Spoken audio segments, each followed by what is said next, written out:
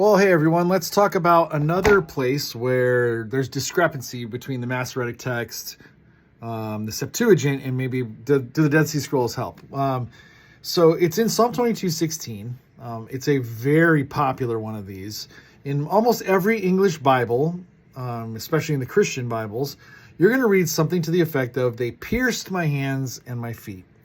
Now, this is hotly debated between Christians and Jews because the Jewish people will say, no, it doesn't say that at all. That's not what the Masoretic text says.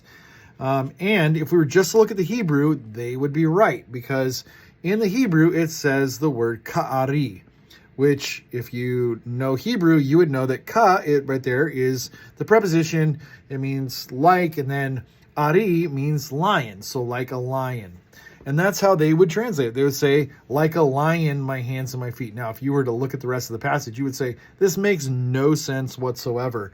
And so you'd have to add certain things and try to figure out certain things. But the pushback on that is, well, ka'ari, yes, that means that. But there's another word that could mean pierced. It actually doesn't mean pierced. It means something else. But let's look at, I wrote these down for us. So here is the word ka'ari, and that's like a lion. That's the Hebrew word. Here, and this is without vowel pointing because that's the way it would have looked.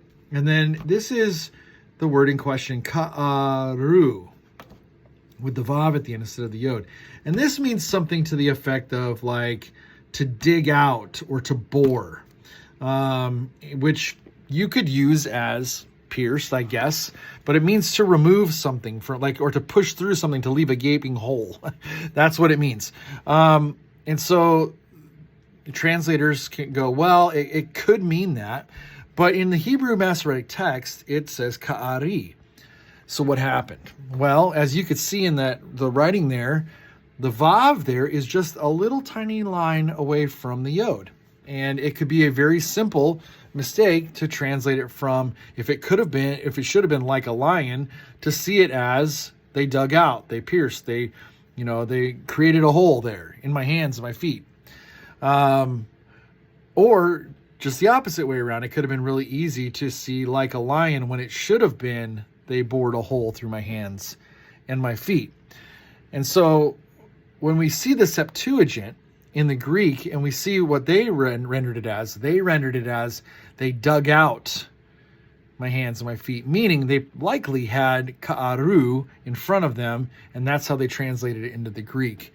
So the question is, who changed it? And why did it get changed? And was it an accident? Was it real? Because we don't know.